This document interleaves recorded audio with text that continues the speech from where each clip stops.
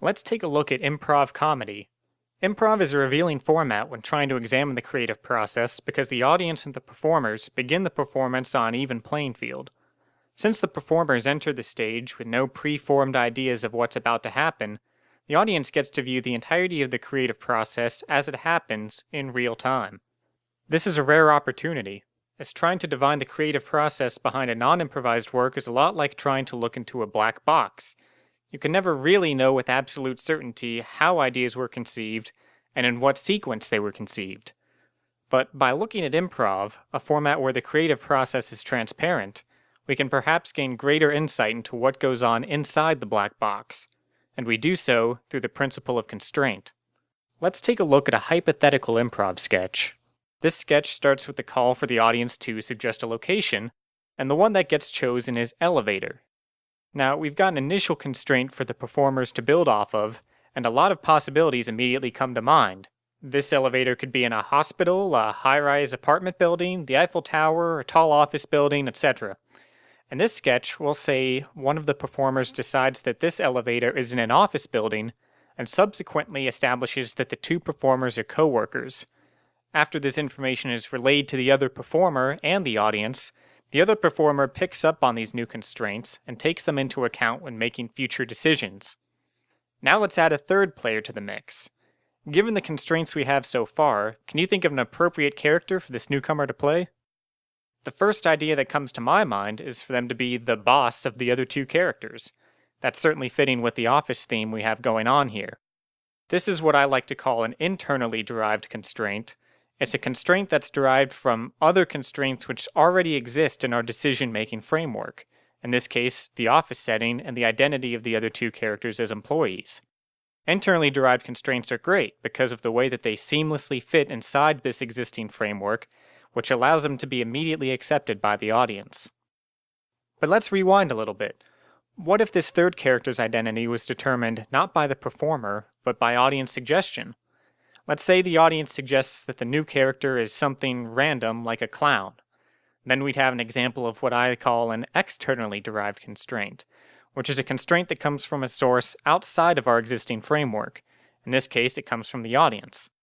Externally derived constraints can often be good things, and in a lot of cases are probably necessary. They introduce new ideas into the work and present creators with challenges that stimulate creative thinking. Good improvisers will be able to come up with a creative solution to incorporate a clown into this office setting, and they'll populate the scene with other details that retroactively justify its presence. The best improvers will be so successful at this that the external constraint will begin to appear like an internal constraint. The audience members will begin to doubt whether the sketch is even improvised at all. Some will swear it must have been scripted and the guy who suggested clown must have been planted there by the performers, because it all fits just too perfectly together. But while saying it must have been planned all along is one of the greatest compliments you can give to an improviser, it's the bare minimum amount of praise you'd expect to give a scripted work. If the audience would have no trouble believing that a scripted work was made up on the spot, odds are the creator hasn't done a very diligent job of incorporating their external constraints.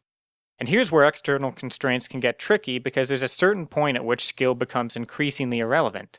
If we continue to solicit audience suggestions in this sketch, eventually we end up with something like this. You can't really cast a net wide enough to encapsulate all these elements, and at this point, the sketch represents the whims of the audience more than the sensibilities of the performers. There's good reason why most improv formats involve very limited audience input. While external constraints are useful at getting the ball rolling, it's generally good practice to keep it rolling with internally derived constraints. So what does all this tell us about the black box? Well, we can imagine the black box as looking something like this. We can still clearly see all the concepts and their relationships. The difference is in non-improvised works, we don't have the benefit of seeing the actual sequence of ideation. However, by mapping out all the elements like this, we can draw a few conclusions. It should be immediately obvious, for example, that the idea of an elevator did not come from the idea of a clown, as it makes much more sense for it to come from the idea of an office building, or vice versa.